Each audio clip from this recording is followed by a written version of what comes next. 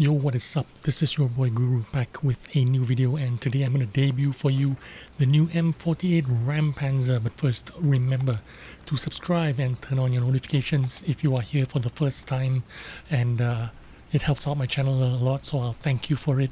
Please also give this video a like if you've taken something good from it, if you've learned something from it, and let me thank you in advance. Now, this is the M48 Raumpanzer. First of all, the first thing you can see there is it's pretty slow, even though it's a medium tank. The Von is even quicker than the Raumpanzer M48. But that's not the worst thing about this tank. First of all, let me talk to you about the worst thing about this tank. You're gonna find out soon. First of all, this tank takes the German crew, which means you can train your E50M, E50 crew or your Leopard crew, but there's one big problem. The situational awareness skill is on the freaking loader of this tank. Can you fucking believe that? The situational awareness on the E50M is on the radio operator, and on the Leopard it's on the commander. So I don't know what the fuck Wargaming has done here, but apparently they want you to spend 200 gold to retrain. That's the first missed shot. We'll try again, don't worry, it's about 0.38 dispersion. Second missed shot, no big deal, we'll try it again. Again, like I said, 0.3 dispersion. Third one miss, no big deal, we'll try it again. Could have got like 1,000 damage already just from the misses here. That's the frustrating part about this tank. 0.38 dispersion means that you can't shoot shit at this kind of distances.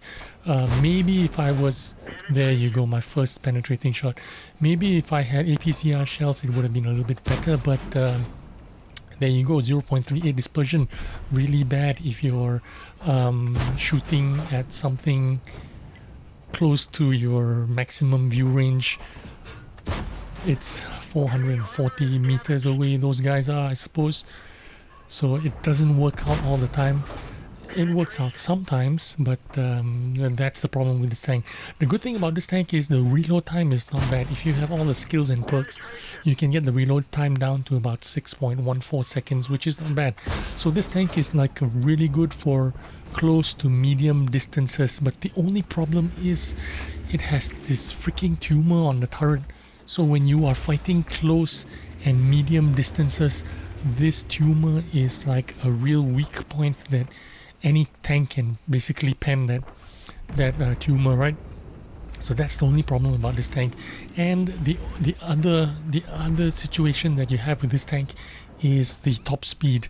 The forward speeds of this tank is like 40 kilometers an hour, which is, like I mentioned earlier, the Von Action X was actually quicker than this tank in reality. You know what I mean? If I was going to race it, the heavy tank could be quicker than this tank. So that's the sucky part about this tank.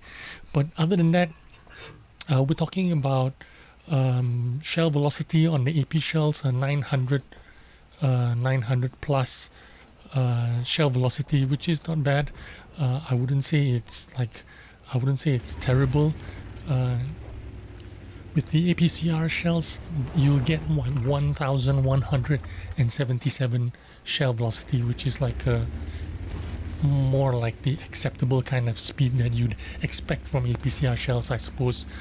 But yeah, 9 degrees of gun depression. I guess you can work around the terrain and undulations. You can make use of it, but like I said, when you are fighting in close proximity and medium distances, the problem is the weak spot. The huge tumor of the cupola is going to be a real dead giveaway. Although this tank, if you're not getting shot at the cupola, it has kind of a bouncy armor. The turret can bounce, the hull can bounce a little bit, but if people know where to shoot you, you are in for a tough time. I have been bullied by WZ111s, you know, lame tanks like that can bully me in situations where, you know, I can't hide my tumor. Like, that's the only problem. You can side scrape in this tank, so I do suggest you fight in cities instead of fighting in the terrain, in open terrain where you can hull down and stuff like that.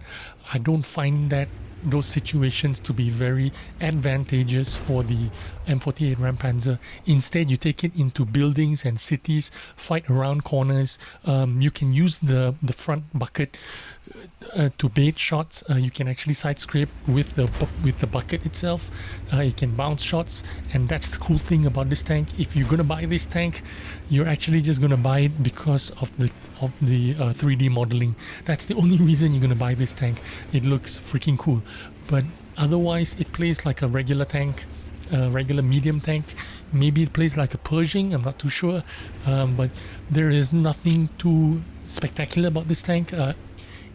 The tank before this one, the medium tank that was released just before this tank was the TL1 LPC. That would have been a more interesting tank to pick up if you had an opportunity to pick up that tank, the Offspring tank. That would have been a better choice than this tank, in my opinion, because that tank is like got tremendous APCR shells, right? That would have been a great reason to pick up that tank. But anyway, this tank isn't bad. I would say this would be a really soft heavy tank, or I would say this would play like a medium heavy tank. That's how I would play it.